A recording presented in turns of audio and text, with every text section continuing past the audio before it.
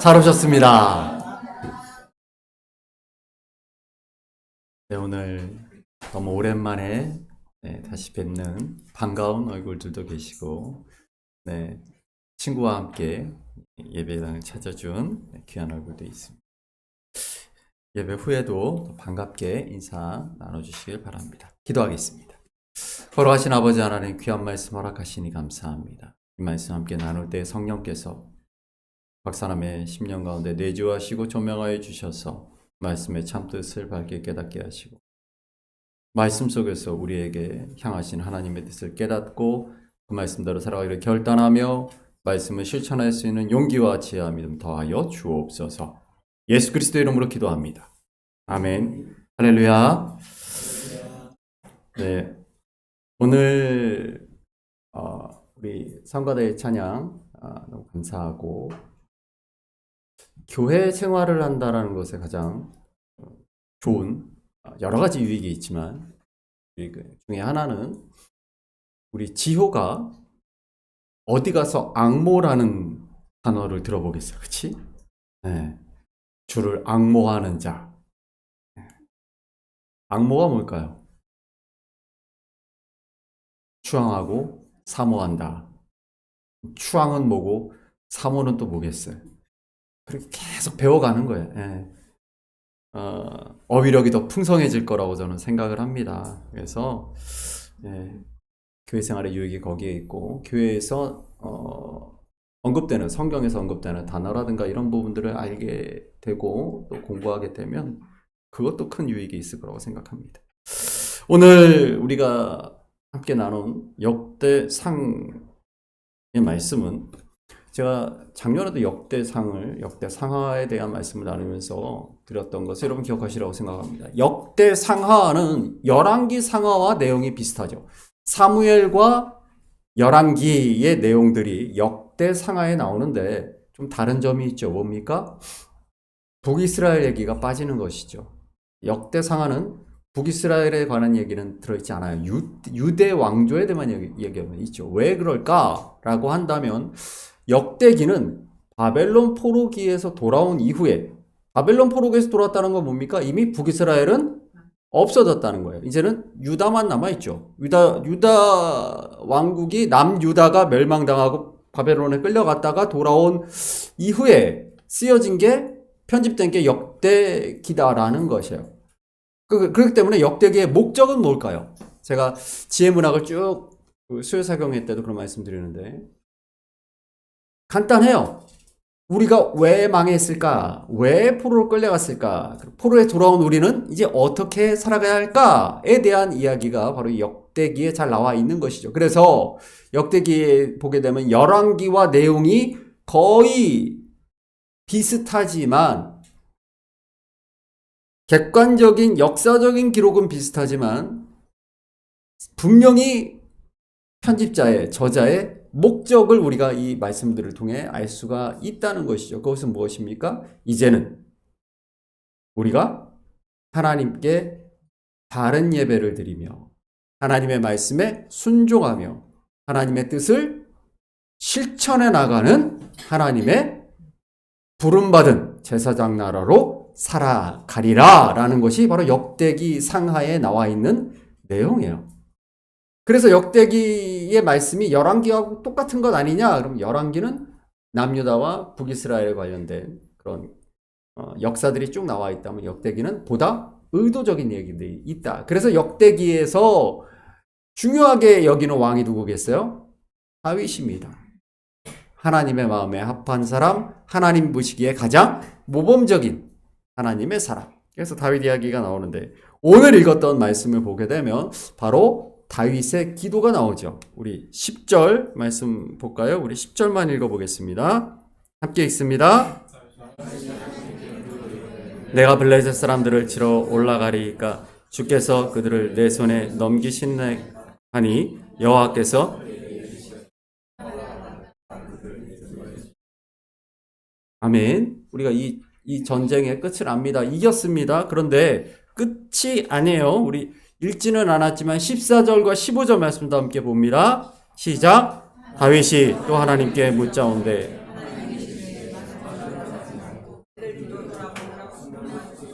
그들의 기습하되 뽕나무 꼭대기에서 걷는 소리가 들리거든 곧 나가서 싸우라. 너보다 하나님이 앞서 나아가서 블레셋 사람들의 군대를 치리라 하신지라. 아멘. 그렇습니다.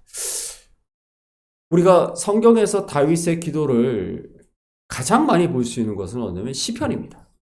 시편 150편 시 가운데 다윗의 시가 73편 혹은 74편이 있다.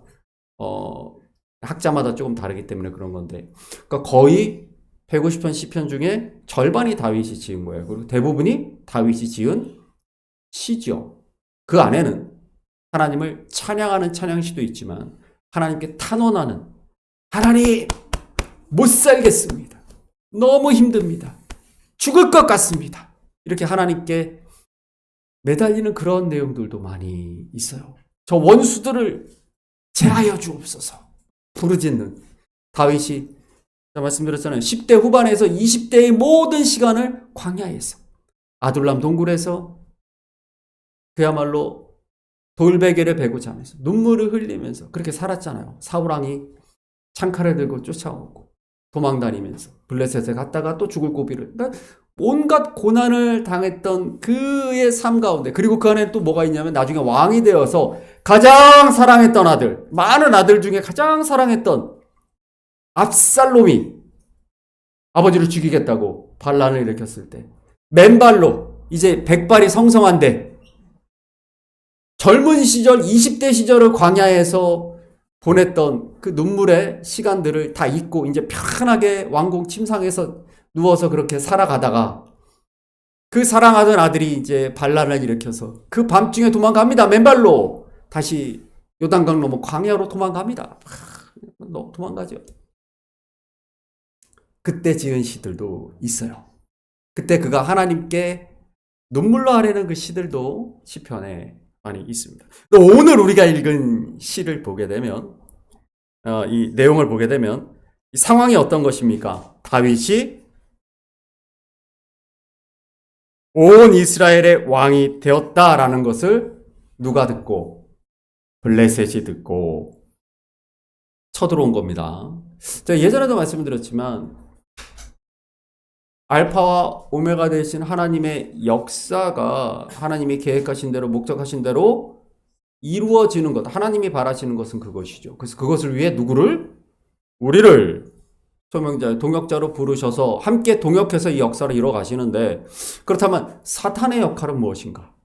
뭡니까? 하나님의 역사를, 그렇죠, 방해하는 거예요. 어그러뜨리는 거예요. 사탄이 마귀가 우리를 공격하는 이유는 그겁니다. 우리로 하여금 하나님의 역사를 이루어가지 못하게 하기 위해서이지요.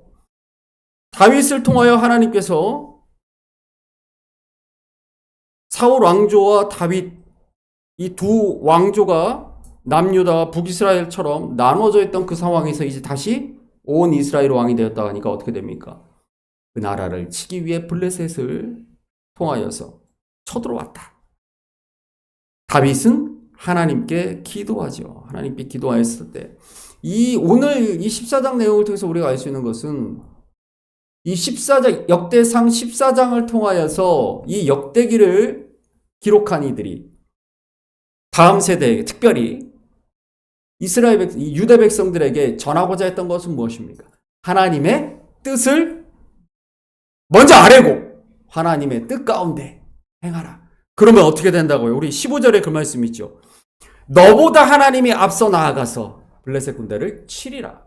우리가 지난 시간에도 히스기야 왕에 대한 이야기들을 나누면서 히스기야가 하나님의 말씀에 합하여 행할 때에 하나님이 앞서 행하시는 것을 우리는 볼 수가 있었다. 하나님이 계획하신 일이기 때문에 우리는 하나님께 기도하고 하나님의 쓰임을 받는, 하나님과 동역하는 것을 통하여 하나님의 역사를 이루어가는 것이죠. 그랬기 때문에 사도행전 13장 22절에 보면 말씀 읽어볼까요? 패하시고 다윗을 왕으로 세우시고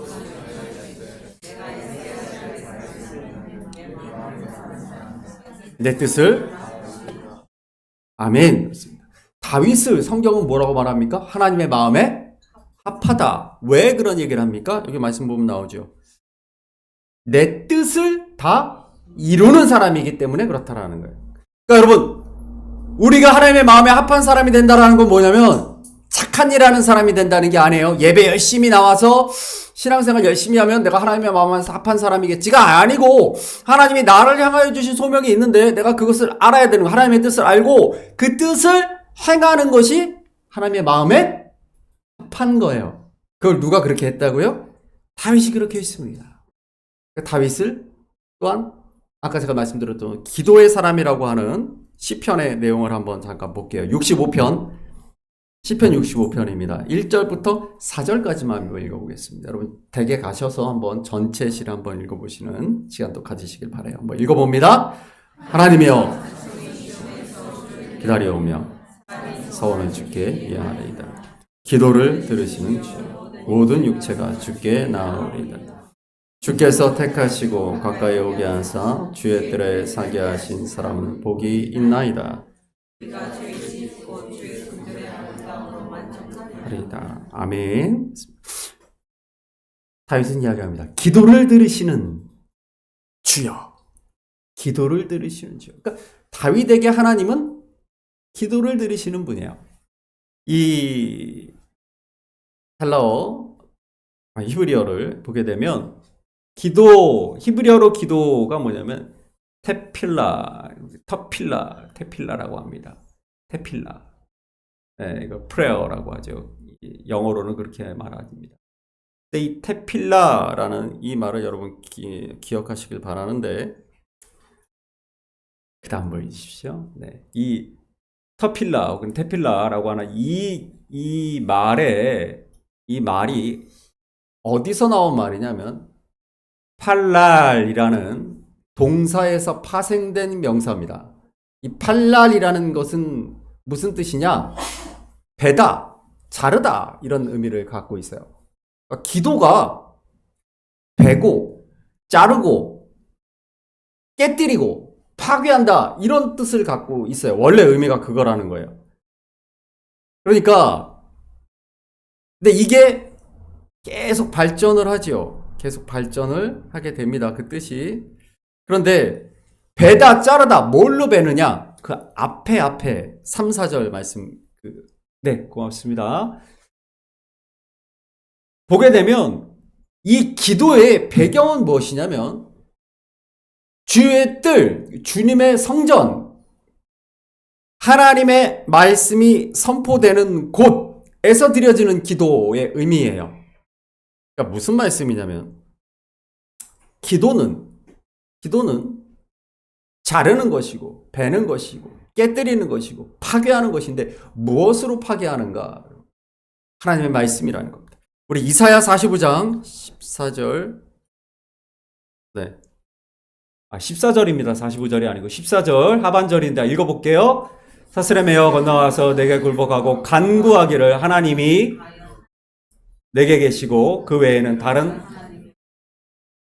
아멘. 요 원어도 보시게 되면 네, 고맙습니다. 여기도 역시 테필라. 이 어근이 모르게도 원어가 이 말의 원어는 뭐냐면 팔랄입니다. 팔랄. 간구하다, 기도하다, 다 팔랄이라고 하는 것이죠. 하나님께 기도하는 것. 자르다 빼다라는 자르다 베다 이런 의미가 있어요. 그래서 열왕기상 18장 28절 보시면 갈멜산의 대결에서 바알과 아세라 선지자들이 제사를 지낼 때 그들이 이렇게 기도합니다. 읽어볼까요? 예, 그들의 몸을 칼과 창으로 자기의 몸을 자르고 베는 거예요. 네. 이 기도라는 말 원래 의미가 그거예요. 원래 의미가. 그래서 우리가 아는 요엘 2장 13절에 보면 이런 말이 있죠. 읽어봅니다. 너희는 옷을 찢지 말고 마음을 찢고 여호와께로 돌아올지어다. 그는 은혜로우시며 뜻을 돌이켜. 아멘. 기도한다는 건 뭐냐면 마음을 찢는 거예요. 마음을 자르고 마음을 베고 마음을 깨뜨리는 것이 기도다라는 거야. 너희가 옷을 찢지 말고, 그러니까 옷을 찢는 원래 그 상징적 행위가 뭐냐면 내 마음을 하나님 앞에 찢습니다라는 것인데 그냥 옷만 찢는다는 거예요. 너희가 옷만 찢고 정작 너희 마음은 하나도 안 바뀌는구나. 하나님의 앞에서 하나님의 말씀을 들으면서 너는 전혀 바뀌지 않는다. 그래서 우리가 이 말씀의 의미를 분명히 알 수 있습니다. 히브리서 4장 12절 말씀이죠. 한번 읽습니다. 하나님의 말씀은 어떤 것보다도 예리한 혼과 영과 및 관절과 골수를 찔러 쪼개기까지 하며 또 판단한다. 아멘. 이 말씀의 의미가 이겁니다. 말씀이 우리의 마음을 쪼개고 찌르고 깨뜨린다, 이 얘기를 하고 있는 거예요. 에스겔 11장 19절 말씀 보시면, 그래서 에스겔 선지자가 이 하나님의 말씀을 듣지 않는 이 완악한 유대인들을 향한 유대 백성을 이렇게 얘기하는 겁니다. 읽습니다. 내가 새 영을 주며 돌 같은 마음을 살처럼, 에스겔 36장 26절 27절도 같이 읽습니다. 새 마음을 너에게 주되 너희 육신에서 굳은 마음을 제하고 부드러운 마음을 줄 것이며 또 내 신을 너희 속에 너희로 내 율례를 너희가 내 규례를 지켜 행할지라. 27절을 세 번역으로 보면 이렇게 되어 있습니다. 읽습니다. 너희 속에 내 영을 두어 너희가 행동하게 하겠다. 그러면 너희가 내 모든 규례를 지키고 실천할 것이다. 아멘. 이게 무슨 말입니까? 하나님의 말씀이 내 마음에 들어와서 하나님의 말씀 듣지 않고 내 마음대로 행하는 내 이 아집과 이 고집과 이 욕망과 죄로 가득한 나를 자르고 깨뜨리고 베어내야 되는데 그게 안 되는 거예요. 왜요? 마음이 돌 같아서, 굳어서 하나님의 말씀이 들어오지 못하는 것이죠. 그래서 그들이 죄악 가운데에서 결국은 멸망당했다라는 걸 얘기를 하고 있는 것입니다. 그래서 하나님께서 하시는 말씀은 뭐냐면 너희들의 그 마음을 깨뜨리겠다, 이런 말씀하시는 것이죠. 제가 이 말씀 드리는 이유는 기도라는 것이, 스크린을 잠깐,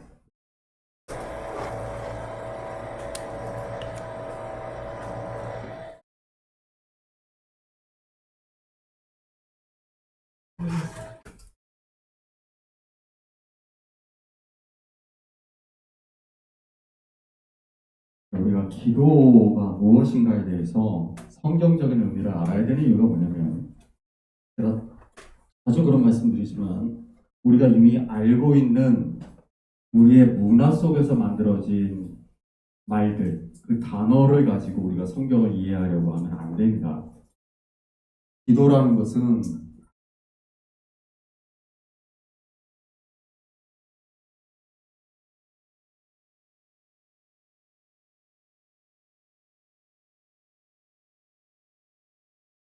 이 기도죠. 이 도를, 이 말을 우리가 성경에서 본 게 아니에요. 이 말은 원래 대대로 우리 민족이 쓰던 말입니다. 그래서 우리는 천지신명한테도 기도하고 나무한테도 기도하고 곰한테도 기도하고 태양한테도 기도하고 살았어요. 이 기자가 뭐냐면 재단에, 예전에 이걸 재단이라고 그랬죠. 재단에 이게 뭐냐면 도끼입니다. 도끼. 재단에 도끼를 올려놓은 거예요. 그리고 이건 재단에, 이게 뭐예요? 목숨 숫자죠. 이게 기도라는 게 뭐냐면 이 도끼를 왜 올려놨을까요? 재단에 제사상에다가 도끼를 올려놨어요. 왜 올려놨을까? 도끼는 어느 때 쓰는 걸까? 네? 그렇죠. 뭐 사냥도 하고 농사도 하고 집도 짓고 그러한 일들, 우리가 먹고 살고 하는 그런 일들, 의식주를 해결하는 일들, 그런 것들을 대표하는 의미가 도끼라는 거예요. 그래서 대당 위에 도끼를 올려놓고 빈 이 기자는 무슨 의미예요? 그걸 달라고. 풍성한 소출도 주시고 좋은 집도 주시고. 이거는 대당 위에 목숨을 올려놓는다는 게 뭐겠어요? 건강하게 살게 해주시고 오래 살게 해주시고 자녀도 많이 낳게 해주시고, 이 얘기입니다. 이게 원래 기도예요. 그러니까 기도는 이걸 비는 거예요. 잘 먹고 잘 살고 건강하게 오래 살게 해달라고 하는 게 기도입니다. 이 말 자체, 기도라는 말 자체에 담긴 의미예요. 제가 전에 축복이라는 말씀, 축복 얘기도 해드렸었죠. 빌축자, 이게 뭡니까? 제단에다가 제사상 앞에 사람이 무릎 꿇고 있는 거예요. 이렇게 손 내밀고 무릎 꿇고 있는 거예요. 비는 거예요. 네, 귀신한테 비는 거죠. 복자는 이렇게 쓰죠. 이건 뭐라 그랬습니까? 술이에요, 술. 네, 제사상에 술 올려놓고, 이 술을 뭘로 빚어요? 곡식으로 빚죠. 네, 풍성한 소출. 우리 집안에 쌀이 남아 돌아가지고 술을 담글 수 있을 정도의 풍요로움을 구하는 거예요. 그게 기도입니다. 우리가 알고 있는 기도는 이거예요. 그런데 성경에서 말하는 그 테필라라고 하는 그 의미는 이게 아니란 말이에요. 이게 아니에요. 이 의미를 자꾸 갖고 우리가 하나님께 기도한다라고 하니까 이것 주세요, 이것 주세요 하는 것으로 끝나버립니다. 많은 성경이 말하는 테필라는 이게 아니란 말씀이에요. 테필라는 이게 아닙니다. 뭐라고 말씀드렸을까? 팔날. 팔날이 뭡니까? 자르고, 베고, 깨뜨리는 것. 그게 하나님이 말씀하시는 기도다. 여러분, 제가,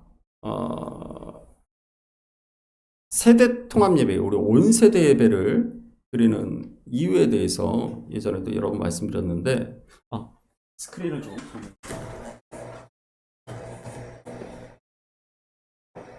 제가 미국 교회 통계를 한번 보여드릴게요.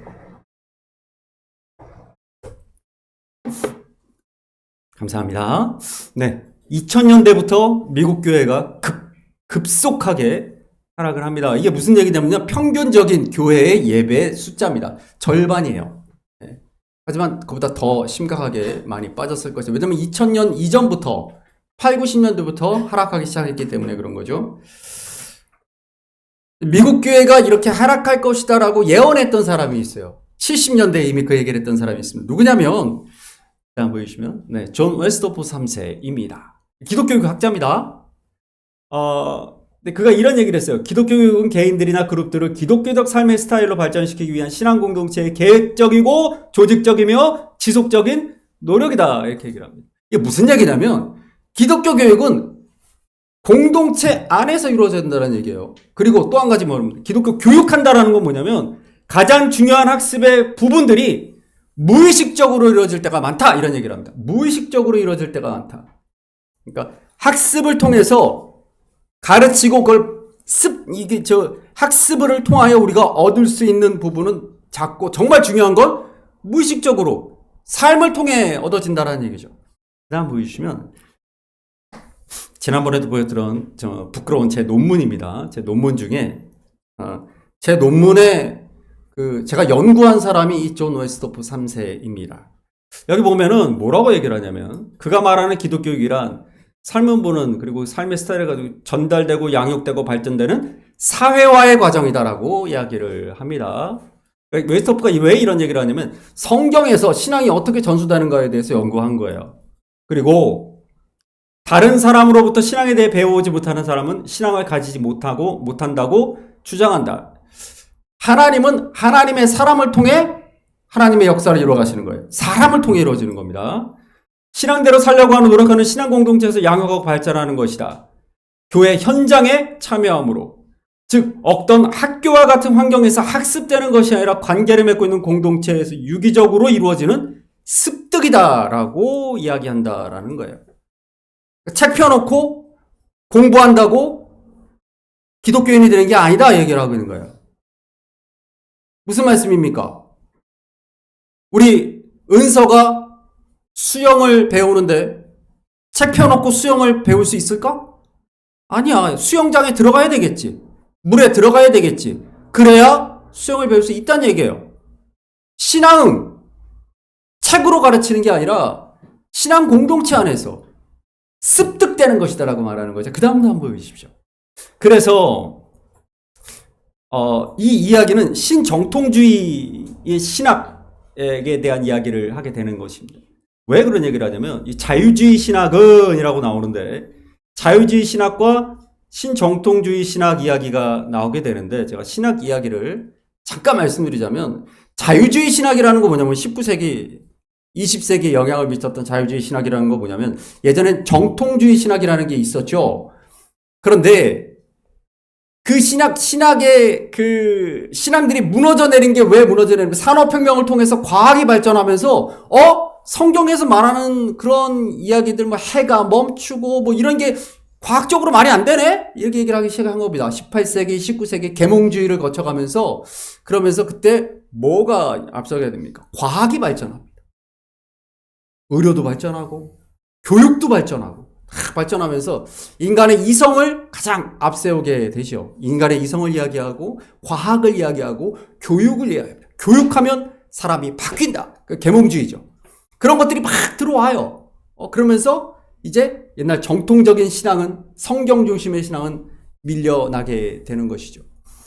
그런데 그 자유주의 신학이 말하는 건 뭐냐면 인간이 계속 발전하여서 이 과학으로서 농업의 혁명도 일어나고 소출도 늘어나고 모든 게 좋아. 의료도 발전해서 사람이 예전 같으면 죽었을 병인데 살아나고 와 인류의 미래는 장밋빛이구나. 그게 왜 무너집니까? 세계 1차, 2차 세계대전을 통해 와르르 무너집니다. 과학이 발전하고 인간의 이성을 발전하고 하니까 인간의 미래가 장밋빛이 아니라 핏빛이구나. 오히려 기독교 국가들이 가장 신학이 발전했다는 그 나라들이 세계대전을 일으켰단 말이에요. 수천만 명이 죽었습니다. 이게 웬일일까? 도대체 하나님은 어디 계시는가? 몇백만 명이 가스실에서 저렇게 학살당하고 이런 일들이 살아있는 우리나라도 그런 게 있죠. 일본의 731 부대도 있었듯이 독일도 마찬가지입니다. 일본도 독일도 그 과학이 그렇게 발전하고 교육이 그렇게 발전하고 그렇게 철학이 발전한 나라들이 사람을 산 사람을 가지고 생체 실험을 벌이는 그런 끔찍한 일들이 일어났어요. 과학이란 이름으로. 그때 제가 예전에도 말씀드렸지만 그때 일어난 게 이제 신정통주의 신학입니다. 다시 하나님께, 다시 성경으로. 칼바르트가 한 얘기가 있습니다. 하나님을 하나님 되시게 하라. 다시 그래서 신정통주의라는 이름이 붙는 거예요. 다시 하나님의 말씀으로 돌아가야 한다라는 거예요. 인간의 교육, 인간의 과학, 인간의 이성 이것이 우리를 구원하는 게 아니다라는 것이죠. 그래서 이 얘기를 하고 있는 거예요. 성서야말로 신앙의 중심점이며 신정통주의 신학에 있어서 죄란 인간의 무지 이상의 것이다. 구원은 교육으로 오지 않으며 회심을 통해 온다. 인간의 이성, 인간의 교육, 인간의 지식으로 구원이 이루어지는 게 아니에요. 구원은 누구로부터? 하나님으로부터 성령의 역사로 예수 그리스도와의 만남을 통해 이루어지는 것이죠. 계몽주의로 시작된 인간의 이성과 교육과 철학이 모든 걸 바꿀 수 있다. 인간은 가르치면 바뀐다. 그 믿음으로 인간들이 만들었던 모든 게 세계대전을 통해 무너졌어요. 그러면서 다시 하나님께로, 다시 성경으로 한번 보여주십시오. 네. 그러면서 학교 교수형 패러다임이라는 이 부분, 우리가 가르치면 바뀐다. 가르치는 것으로 사람은 개조할 수 있다. 라는 이거 교회에서는 무너뜨려야 된다는 거죠. 우리가 윤화가 그리스도인이 되는 것은 책으로 공부하는 학습이 아니라 신앙 공동체 안에서 예배할 때에 성령께서 윤화를 변화시키는 것만이 바뀔 수 있다는 거예요. 그럼 어떻게 되겠어요? 예배 드리는 장소, 예배의 자리가 왜 중요한가? 제가 예전에 예배라는 단어를 설명해서 프로스퀴네오, 우리가 처음 예배할 때 시작하는 요한복음 4장에서 영과 진리로 예배하라는 프로스퀴네오의 뜻이 뭐라고 말씀드렸죠? 프로스퀴네오라는 말은, 이 프로스라는 말은 뭐냐면 무엇을 어떤 방향을 얘기합니다. 향하여라는 뜻이에요. 그러니까 퀴네오는 입맞추다라는 뜻이에요. 주인의 발 앞에 엎드려 입맞추는 종의 모습을 프로스퀴네오라고 합니다. 예배란 무엇이냐? 하나님 앞에 경배하고 엎드려 완전히 나를 전 존재를 드리는 것. 이게 예배예요. 찬송 부르고 성경 읽고 헌금하고 설교 들으면 예배가 아니에요. 여러분 지금 이 예배 시간은 뭐 하는 시간이에요? 하나님 앞에 나의 전 존재를 완전히 엎드려서 내 이마가 땅에 닿고 내 입술이 주님의 발에 닿는 그게 예배입니다. 그 자리에 우리 아이들을 세우라는 얘기예요. 그곳에. 네, 요거 마무리해서 그 다음 한번 보여주십시오. 네. 그래서 제가 제 논문에서 핵심적으로 얘기했던 것은 모든 세대들이 함께 예배를 현장을 통해 신앙이 전수되며 예배야말로 기독교 교육에 정수할 수 있는 신앙의 고백과 교회의 역사가 다음 세대에게 전달되는 통로가 된다라는 것이죠. 왜 그런가? 예배는 인간의 힘이 아니라 성령의 역사가 이루어지는 자리이기 때문에 그렇다는 거예요. 예배는 성령이 역사하시는 영과 진리로 성령과 말씀이 살아있는 곳이죠. 그게 예배입니다. 부모가 그렇게 예배 드리란 말이에요. 그 부모의 모습을 자녀들이 볼 때 그것이 살아있는 기독교 교육이라는 거예요. 우리 김재홍 전도사님 옆에 은서가 지금 앉아있죠. 아버지가 얼마나 하나님 앞에 엎드려 경배하는가를 딸이 본다는 거예요. 은혁이가 예배하는 시간 동안에 아버지가 얼마나 하나님 앞에 경외함으로 엎드리는가를 보게 하라는 거예요. 그게 성경에서 하나님은 거룩하신 분이야 라고 말하는 이 말의 의미가 바로 예배를 통해 드러난다는 것이죠. 그 다음 보여주시면요. 감사합니다. 네, 이게 최근 주요 교단 10년간 교세 통계입니다. 예장 합동, 예장 통합, 감리회, 예장 모신, 기장, 기성 이 6개 교단입니다. 이게 주요 6개 교단으로 항상 꼽히는 교단들인데 가파르게 꺾이고 있습니다. 아까 미국 그래프랑 비슷하죠. 왜 이런 일이 일어날까라고 한다면 이게 한국이 미국보다 한 1, 20년 항상 뒤에 따라옵니다. 여러분 교회 학교 프로그램들은 다 미국에서 온 거예요. 미국이 얼마나 열심히 했는지 아십니까? 정말 열심히 했어요. 미국의 기독교 교육 학자들이나 전도사님들이나 선생님들이 잘 못해서 교회가 비어있는 줄 아십니까? 아니에요. 다 미국의 큰 교회들 가보면 다 1층에다가 키즈 카페를 만들어놨어요.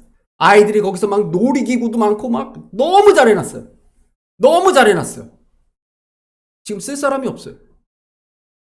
정말 열심히 아이들을 교육하고 가르쳤어요. 다 떠났어요. 근데 그 사람들이 이야기를 합니다. 애들이 다 떠나도 우리가 아이들에게 즐거운 기억을 주고 우리가 행복하게 해주면 다 돌아온다. 힘든 일, 어려운 일 당하면 다 돌아온다. 여러분 미국 교회를 보시면 우리가 한국교회 미래를 봅니다. 미국 교회, 유럽 교회를 보십시오. 돌아옵니까? 안 돌아옵니다. 지금 70, 80 되신 분들만 있어요. 그분들이 교회학교 교사로서 열심히 가르쳤던 그들의 자녀와 그들의 손주와 그들이 가르쳤던 학생들 다 떠났죠. 떠났어요. 그게 한국에도 다가올 미래입니다. 여러분 한국 교회가 이렇게 가파르게 줄어들고 있는 이런 상황 속에서 우리가 가져야 될 생각은 우리가 열심히 안 가르쳤나? 교회 학교 교사들이 열심히 아이들을 사랑하고 가르치지 않아서 그런가? 아니에요. 아니에요. 이건 부모의 책임이에요. 교회의 책임이에요. 우리 말씀 보여주시면요. 이사야 말씀입니다. 읽어봅니다. 야곱아 너를 창조하신 여호와께서 지금 말씀하시느니라. 이스라엘아 너를 지으신 이가 말씀하시느니라. 너는 두려워하지 말라. 내가 너를 구속하였고 내가 너를 지명하여 불렀나니 너는 내 것이라. 43장 7절입니다. 내 이름으로 불려지는 모든 자 곧 내가 내 영광을 위하여 창조한 자를 오게 하라. 그를 내가 지었고 그를 내가 만들었느니라. 아멘. 이걸 자녀들에게 가르쳤느냐라고 하는 거예요. 나를 왜 하나님이 나를 지으셨는가? 왜 나를 부르셨는가? 하나님의 영광을 위하여 하는 것이. 아까 보여드렸던 프로스키네오와 프로슈케 말이 비슷하죠. 이거 프로슈케는 뭐냐면 마태복음 6장 9절에서 예수님이 그러므로 너희는 이렇게 기도하라 라고 말할 때 그 기도가 프로슈케입니다. 프로슈케 아까 프로스라는 말이 뭐예요? 어떤 향하여. 케는 프로슈케 오마 이렇게 쓰면은 기도하다인데 이 케가 뭐냐면 원한다 이 뜻이에요. 프로슈케는 무슨 뜻이냐? 원하는 쪽으로 방향을 돌리다라는 뜻이에요. 누가 원하는 쪽으로? 하나님이 원하시는 쪽으로. 그래서 프로스키네오와 프로슈케는 같은 거예요. 여러분 우리 자녀들에게 기도를 가르칠 때 아까 그 기도 한자에서 본 것처럼 하나님 이것 주세요, 저것 주세요. 하나님 저는 이런 마음의 소원이 있어요. 들어주세요. 이게 기도가 아니에요. 물론 그런 간구도 있어요. 그 단어는 떼시스라는 말로 표현합니다. 하나님께 우리의 필요를 빌다라고 할 때 단어는 떼시스라는 단어가 따로 있어요. 그런데 예수님이 말씀하시는 기도하라라고 말하는 떼이 프로시켜는 뭐냐면 하나님이 원하시는 방향으로 나를 트는 거예요. 이러려면 어떻게 해야 되겠어요? 말씀으로 나를 자르고 베고 깨뜨리는 게 필요한 거예요. 그래서 테필러와 프로시켜는 히브리어 테필러와 헬라어 프로시켜는 같은 얘기를 하고 있는 거예요. 기도는 나를 깨뜨리고 내가 가고자 하는 방향에서 하나님이 원하시는 방향으로 나를 트는 거예요. 그게 기도입니다. 그게 성경이 말하는 기도예요. 그래서 마태복음 6장 26절 28 읽어보겠습니다. 시작. 공중의 새를 보라. 심지도 않고 거두지도 않고 창고에 모아들지도 아니하되 너희 하나님 아버지께서 기르시나니 28절입니다.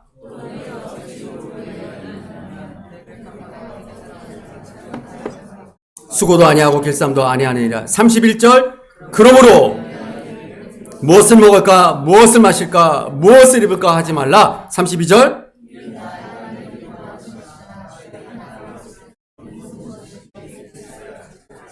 33절입니다. 그런즉 너희는 먼저 그의 나라와 그의 의를 구하라. 그리하면 이 모든 것을 너희에게. 아멘. 그렇습니다. 이 말씀의 참된 의미가 이거예요. 무엇을 먹을까 무엇을 입을까 그거는 다 아까 말했던 그 기도죠. 이방인들도 하는 기도. 이것 주세요 저것 주세요 하는 거 그게 기도가 아니라는 거예요. 하나님이 기뻐하시는 기도는 바로 예수님께서 가르치신 그 기도죠. 먼저 그의 나라와 그의 의를 구하라. 하나님 원하시는 방향으로 나의 몸을 틀어라라는 거예요. 자꾸 내가 가고 싶은 길로 가고 하려는 나를 자르고 베고 깨뜨리고 나를 돌리는 거예요. 내가 원하는 게 아니라 하나님 원하시는 것으로 돌리는 겁니다. 하나님이 원하시는 방향으로 내가 돌아서다. 이걸 예수님이 말씀하신 기도라고 부르는 것입니다. 우리 야고보서 말씀 한번 읽어보겠습니다. 온갖 좋은 은사와 온전한 선물이 다 위로부터 그런 변함도 없으시고 회전하는 그림자도. 아멘. 하나님은 우리의 삶 가운데 모든 필요한 것들을 그분이 뜻 가운데 주신다라는 거예요. 주신다. 여기 재밌는 표현이 있죠. 회전하는 그림자도 없으시느니라. 이게 무슨 뜻이냐면 사진 한번 보이시죠. 이게 해시계죠. 해시계. 당시의 시계는 해시계입니다. 해시계는 어떻게 합니까? 그림자가 시간에 따라 회전하는 거예요. 이게 무슨 뜻이냐면 변한다 이 소리예요. 변한다. 회전하는 그림자가 없으시다는 얘기가 뭐냐면 하나님은 히브리서 13장 8절 말씀 읽습니다. 예수 그리스도는 어제도 오늘도 영원토록. 아멘. 바로 그 믿음이 중요하다는 거예요. 우리 야고보서 1장 18절 말씀 읽습니다. 그가 그 피조물 중에 우리로 한 첫 열매가 되게 하시려고 자기의 뜻을 따라 진리의 말씀으로 낳으셨느니라. 아멘. 그렇습니다. 우리가 필요한 것들을 하나님은 우리에게 주신다. 그것을 염려하지 마라. 필요한 것은 하나님이 다 주신다. 너희가 바라봐야 될 것은 무엇인가? 하나님의 뜻을 따라 하나님 주신 말씀으로 우리가 부름받은 그 소명을 감당하는 것이다. 그러기 위해 기도하라. 왜? 자꾸 그 소명과 다른 곳으로 가려고 하는 사탄 마귀는 자꾸 우리의 마음을 유혹하여서 하나님의 계획을 방해하고 자꾸 끌고 가려고. 그럴 때 기도하는 거예요. 그럴 때 십자가 앞에 나와 기도하는 거예요. 나의 욕망과 내 마음에 있는 모든 죄들을 자르고 베고 깨뜨리는 테필라를 통해서 프로시케가 나의 삶 가운데 일어나는 것입니다. 그런 삶을 살아갈 때 온갖 좋은 것들로 하나님은 너를 채우실 것이다. 염려하지 마라. 그런 것들을 먼저 염려하지 말고 먼저 하나님 원하시는 방향을 향하여 하나님 원하시는 그 소명의 길을 걸어가라 라고 말씀하시는 줄 믿습니다. 우리가 다음 주에 추수감사 주일을 맞으면서 우리 감사에 대한 이야기들을 우리가 많이 하고 있는데 우리가 진정 감사해야 될 것 먼저 부르심에 대한 감사죠.